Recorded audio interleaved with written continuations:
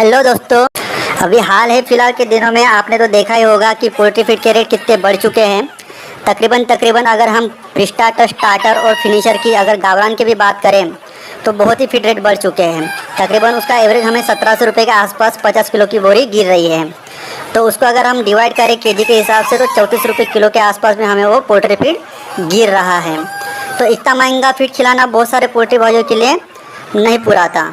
तो उस पर बहुत सारे पोल्ट्री फार्मर क्या करते हैं कि प्री स्टार्टर खिलाने के बाद डायरेक्टली मुर्गियों को मक्का, ज्वारी या फिर बाजरी या फिर जो चावल के छोटे टुकड़े होते हैं जिसको कनी भी बोला जाता है वो खिलाना चालू कर देते हैं। तो ऐसा आपको बिल्कुल भी नहीं करना है। इससे क्या होता है कि चिक्स की इम्यून पावर बहुत ही डाउन हो जाने की वजह से डिसीजेस बहुत जल्दी उनको पकड़ना चालू कर देते हैं।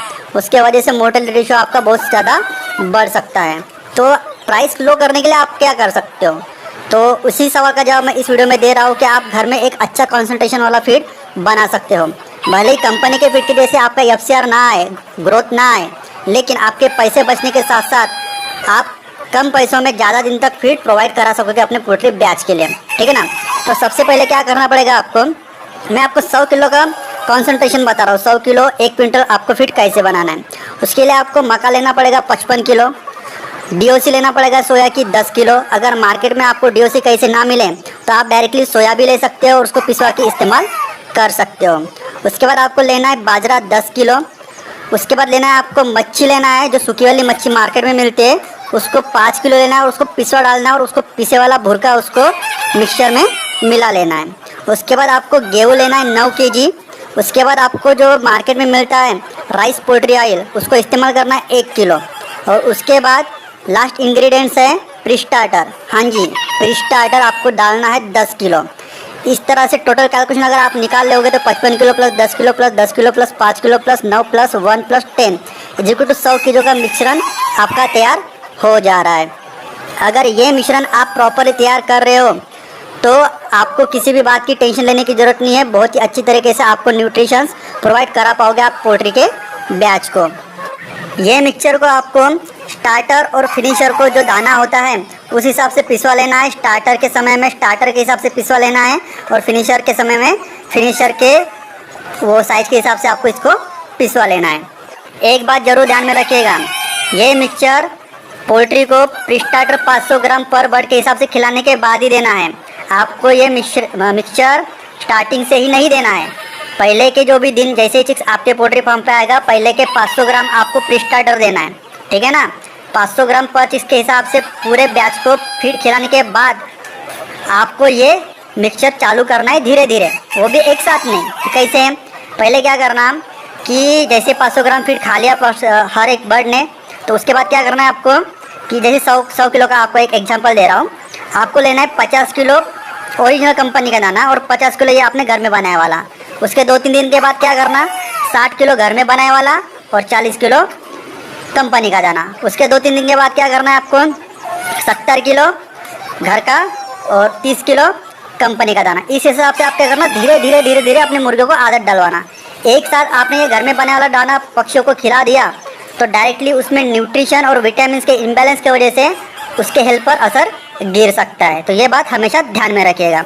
और साथ ही साथ जैसे ही आपने ये घर का बनाया वाला मिक्सचर दाना मुर्गों को देना चालू कर दिया तो डायरेक्टली हफ्ते में 3 दिन कंपलसरी मुर्गों को मल्टीविटामिन देना है, मतलब देना ही है। क्योंकि तो हम खाना बनाते समय किसी भी प्रकार का मल्टीविटामिन न्यूट्रिशन पाउडर हमने इस्तेमाल नहीं किया है तो फीड में उसकी डिफिशियंसी है। तो वो डिफिशियंसी पूरी करने के लिए हमें लिक्विड फीड सप्लीमेंट मतलब मल्टीविटामिन का इस्तेमाल करना है। चाहे तो आप ब्रांडेड वाइमेरा कंपनी का भी इस्तेमाल कर सकती हो, जो आपको बड़ी ही आसानी से पशु वैद्य के मेडिकल में मिल जाएगी। ठीक है ना? अगर आप इतना झोल झमेला नहीं करना चाहते हो और बहुत ही सस्ते में अगर फीड बनाना चाहते हो तो एक दूसरा भी रास्ता है। सीधा करना, पहले के हिसाब से 500 ग्राम दाना हर एक बर्ड को खिला देना।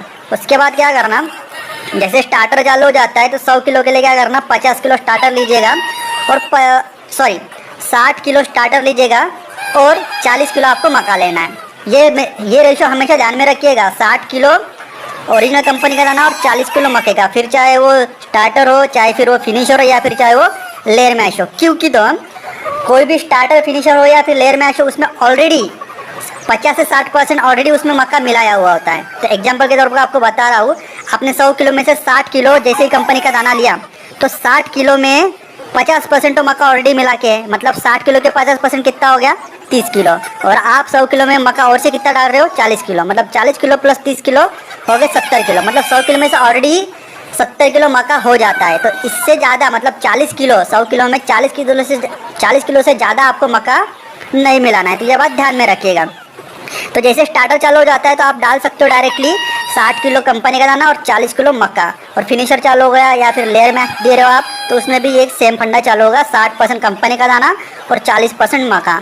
तो इसके हिसाब से भी आपके मुर्गियों पर बहुत ही कम असर गिरेगा। और जैसे मैंने आपको पहले वाले स्टेप में बताया कि धीरे धीरे मुर्गियों को आदत डलवानी है, उसी हिसाब से इसको भी धीरे धीरे ही देकर आदत डलवानी है।